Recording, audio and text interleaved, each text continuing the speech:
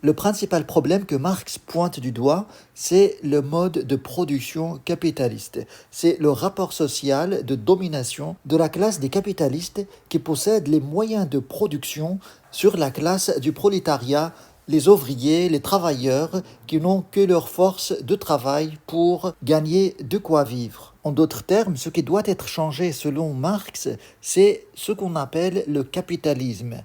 Alors, qu'est-ce que ça veut dire le capitalisme? Vous avez généralement deux caractéristiques qui identifient le capitalisme. Vous avez d'abord la propriété privée des moyens de production.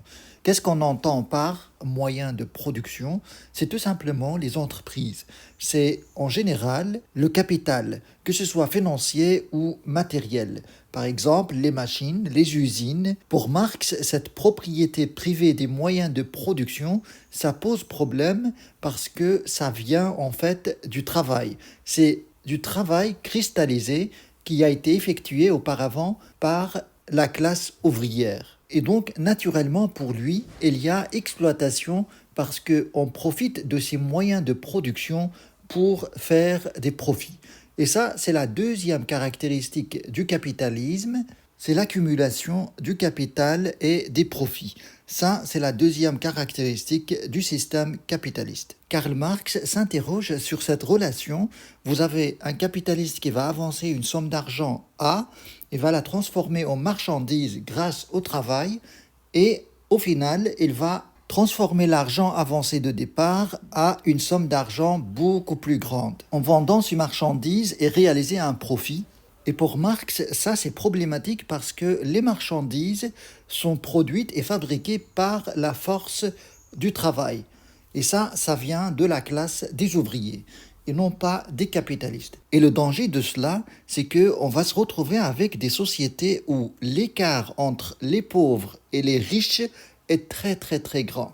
Pourquoi? Parce qu'un capitaliste qui va trouver un moyen de transformer son argent à plus d'argent, eh bien, rien n'empêche de continuer encore le processus et transformer encore une fois cette somme d'argent en une somme beaucoup plus grande et on continue de la même manière à refaire ce processus. C'est bien ce qui identifie en fait l'accumulation du capital. Et cette accumulation du capital et des profits s'effectue grâce au travail de la classe du prolétariat. Et par conséquent, il y a exploitation de la classe dominante, à savoir ceux qui possèdent les moyens de production, et la classe dominée, ceux qui n'ont que leur force de travail pour gagner leur vie. Et la solution proposée par Marx pour mettre fin à cette exploitation, eh bien, c'est ce qu'on appelle le communisme, c'est-à-dire mettre en commun les moyens de production. En d'autres termes, il faut que la classe dominée, la classe du prolétariat, récupère les moyens de production et finir avec cette classe sociale des capitalistes, exploiteurs et improductifs. Et la seule méthode pour arriver à cet objectif, pour Marx, c'est la révolution. Il faut que cette classe des ouvriers s'unisse pour mener cette lutte de classe jusqu'au bout, pour arriver au grand soir,